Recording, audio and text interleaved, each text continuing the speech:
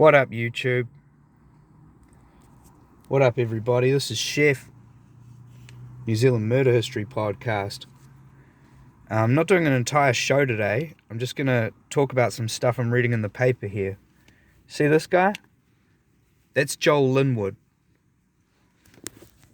And his family are worried about him. So anyone watching this, if you see this bloke or you meet this bloke, contact police, or at least tell him to contact his family. I mean, understand if you're in the criminal underworld and you meet this guy, it's probably not applicable to tell him to go to the police, but at least tell him to get in contact with his family. We don't really know what's happened to him, but let's have a read of this article anyway,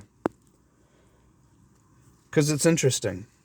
Family fear missing son has been killed. And I'm reading Sunday Star Times, May 15th, 2022. The family of missing man fear he has been killed and are questioning whether his criminal background is a reason why police have failed to launch a full-scale search. Joel Lynwood disappeared after being in a single vehicle crash on Old West Coast Road in rural Canterbury about 3 p.m. on the 18th of July, nearly 10 months ago, so July last year. He had been on electronically monitored bail at a set address, but had cut off his bracelet and was wanted by police at the time of the crash, his family said. Lynwood failed to appear in court for sentencing indication on driving charges 5 days after his disappearance, and a warrant for his arrest remains active. Following the car crash, which had 2 other people in the vehicle, Lynwood, 31 at the time, was seen fleeing across a paddock towards the flooded Waimakariri River and bush. He texted his girlfriend to say he was hiding. His mother, Cherie Lynwood, said they had not heard from him since and believed something sinister had happened. "We know Joel won't be hiding.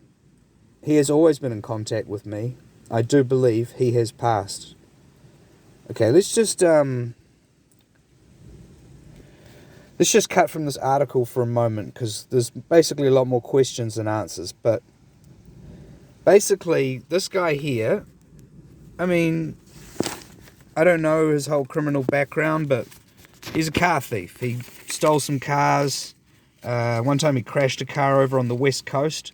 Now, the road that I was just talking about there, that's Old West Coast Road in Christchurch. That's the road that goes to the west coast. It runs parallel to Yaldhurst Road, but that's in Canterbury. The actual west coast, so the other side of the country, is where he ditched his car and he fled from police and was found hiding up a tree, Joel Lynwood. That was just outside of Blackball, so not far away from Greymouth. Anyway, he was given electronic bail, I assume to a Christchurch address, because that's where he cut his ankle bracelet off. But here's the thing. Now, this guy, I don't really know much about him at all. But,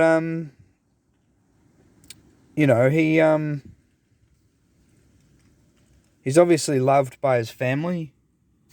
Yeah, he stole a few cars, but whatever.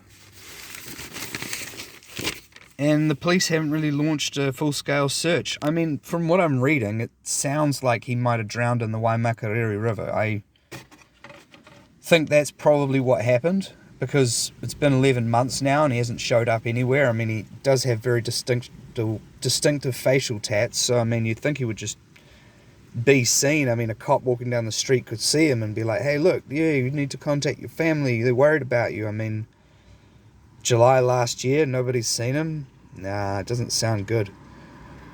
But it also may not be terrible. I mean, he may have just thought, I can swim across the Waimakariri River even when it was in flood. Obviously, he didn't want to be picked up by police after just cutting off his ankle bracelet. He had adrenaline pumping through his veins, along with, whatever else he'd been up to that day. I really can't comment, but he was obviously in a state of mind to cut his ankle bracelet off, so could he have been high? I don't know. I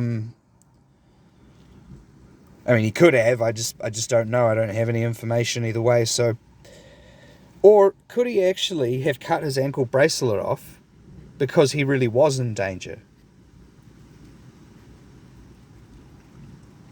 So, although he didn't want to be in trouble with the police for cutting his ankle bracelet off, he knew he wasn't safe in the house that he was living at, so he cut it off and fled. I mean, could that be what happened? Could be. It was hard to know. Let's keep reading. She said her son was a happy, cheeky man who was not suicidal. Also, she didn't believe his latest brush with the law would see him go into hiding, as the criminal charges he faced were not unusual for him.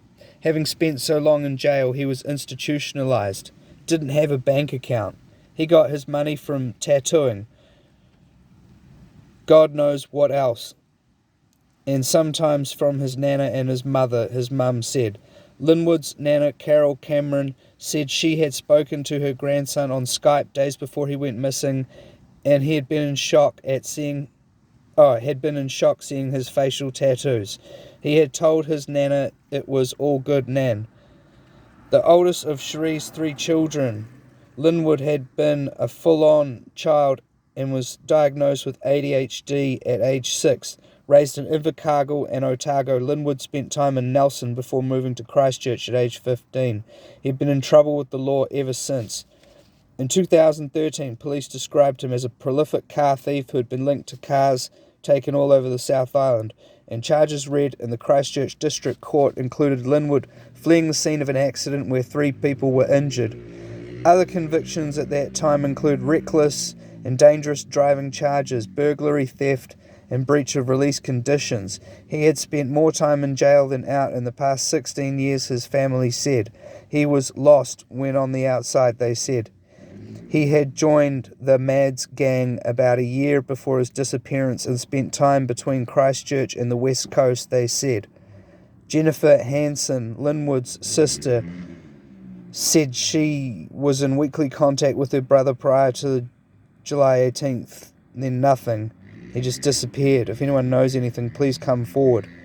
It's just been a hard 9 months, and we just want to bring him home. Now, I just want to reiterate again, anyone watching this show, let's not judge this guy too harshly for his criminal acts. I mean, yeah, he's a car thief. I mean, big deal. We still need to find out what happened to him, even if he's not alive anymore, because, I mean, look how sad his family are. That's awful. He also may be hiding out in some basement somewhere. I mean, people have done that before. It's just, I mean, it has been a while, so time goes on, that scenario gets less and less likely. But what did happen to this bloke? And why?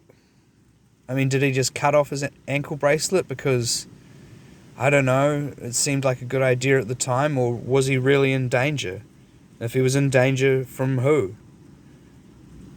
Yeah, like I said, much more questions than answers, but yeah, anyone, if you see this dude, tell him to call his family.